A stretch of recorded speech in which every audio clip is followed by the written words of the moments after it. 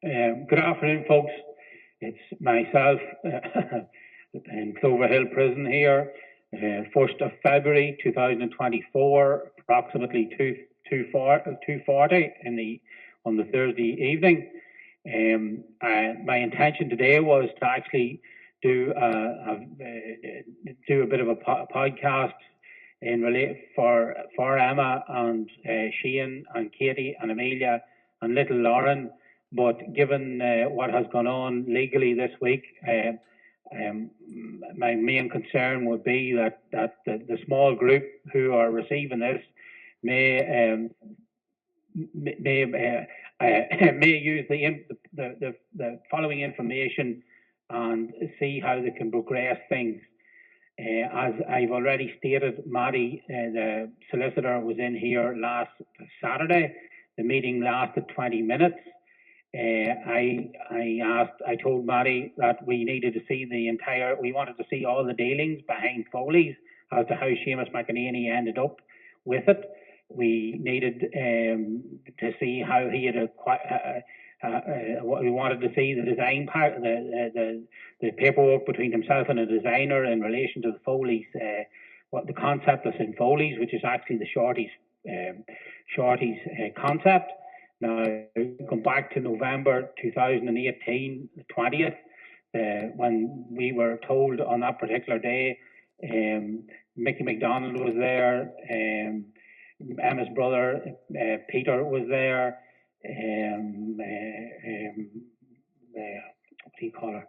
There's a picture of myself and what do you call Mickey McDonald's partner, Stephen? Do you remember?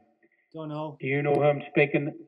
She's a small lady from Dublin who has been heavily involved. Harvey, I can't bloody well think of her name. But anyway, there's a picture of myself and her. Anna Harvey, is it? That lady. Huh? Anna Harvey, is it? That's the woman. No, Anna. That's the woman from Roscommon. Anna Harvey, is it? No, she's it's a wee woman from Dublin. Yeah, kind of stocky. Yeah, that's her. There's a picture of myself and Anna beside the bed upstairs in the bar in Foley's. When the guards arrived that day, we were told it was a civil matter. I was also told that there was no connection to Seamus McEnany in relation to that it was Kieran Marn owned the place. I then pointed out that Seamus McEnany's name was on the license behind the bar. So look, there's a lot of stuff that are sitting on Store Street Yard, Pier Street Yard, the station, in relation with this being a civil matter in the first place. Then I also told Maddie to look for freedom of information of SSE Electricity, that there will be a multitude of emails between myself and SSE Electricity in relation to the electric bill in Master Dairies from November 2020 until 12 months later at least. So look, there's a lot. Basically, at this stage, the truth needs to come to the top. We also need all the information in the briefcase. Stephen Kerr has contacted John. Sorry, Stephen, what's the second name again? I don't have the hand here. Sorry. John in Lily White Printers in Newbridge. If maybe Mihal or John Alcock could make a call and speak to them on the phone in relation to that. Look, at the truth needs to be pushed out over the top here. Then, if there's some of the small group that would want to take the initiative, maybe, and speak to an independent politician with regards, especially to the podcast which contains a letter to Simon Harris, because it's quite obvious the connections, even at political level, are avoiding the elephant in the room here, and that's the truth. And the truth needs to be allowed to win here, because the last thing I want to see is innocent people ending up with any criminal record. And the other thing I'd like to mention again, I've already mentioned it to John, is that once Section 13, number 1 of the Criminal Justice Act 1994, that once you have reasonable cause to be somewhere, there's no trespass. I also told Maddie that there was a list of emails, there was quite a number of emails between myself and Seamus McEnany in relation to Foley's, and there was also invoices sent in relation to payment and for the use of intellectual property. There's a paper trail as long as your arm there that can't be denied. So look at, I suppose, as long as as the old saying goes, many hands make light work, and a little bit of forward thinking now will bring the truth out, both in Monaghan and Dublin. Also, the next court date for Monaghan is the 12th of February, and I would appreciate if at least 2 people could be there to make sure there's no games played in court on that day, as I will be on video link from Cloverhill Prison. That is the position at the moment. Currently, Maddie has no visit booked on the system, so I don't know what the position is with with that either.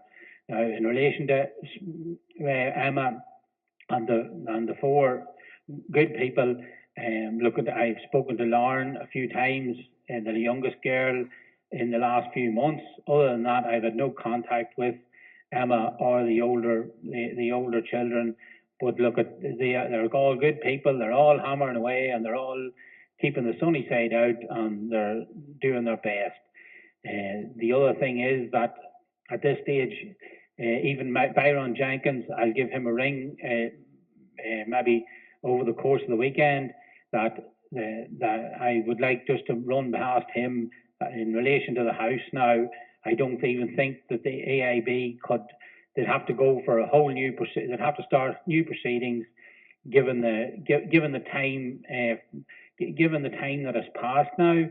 The current paperwork is in relation to Feargal and Amadiri, Drumhillock, Monaghan, DRUMHILLOCK. There's whereas the address of the house is DRUMHILLAGH, Tidavna, County Monaghan. So then there's the fact that the paperwork wasn't signed by a judge or is not stamped by the courts. So look at, I don't think it's to settle Emma's head that she should be using the monies for herself and not be handing anything over to these bullies at all, because they were never coming near the house. If they're going to touch the house, they'd have come to it when I was there from February 2019 the whole way through to December 2020 on my own. If nobody came near the house. So look, this is tough on everybody, I know, and I just want to see positive results now that go further than this particular debacle, and help other people in different situations. The guards turning civil matters into criminal matters. There's examples down in John Bourne in Waterford, or I think it's Waterford or Wexford. Then you have Adrian Fitzpatrick in the Midlands. Yeah, and you have Bretton Gildea up in Donegal, has had serious issues at one time with multiples of Gardaí appearing at his door. So then there's also there's examples over in Sligo. Never mind as well as the Strokestown debacle. So look, there needs to be a line drawn in the sand in relation to civil and criminal matters, and how the Gardaí can just chop and change to suit the connections, and have no qualms about carrying out illegal acts to suit such individuals. Stephen can, if it's possible, can send on the statements that he has in his possession now from John Alcock to do with Monaghan, that I've written out. Sent them out to Tracy Horn 12 months ago from the jail. She ignored everything and was telling lies in court. So look at how many more minutes have we left? Sorry. Just over 2.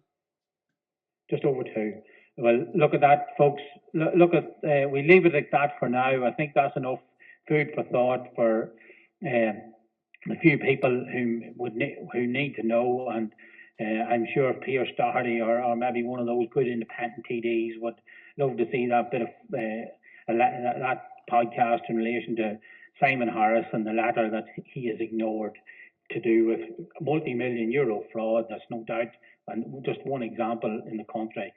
So that's all for now, folks, and I'll have the last minute with Mr. Kerr here before we go. Thank you.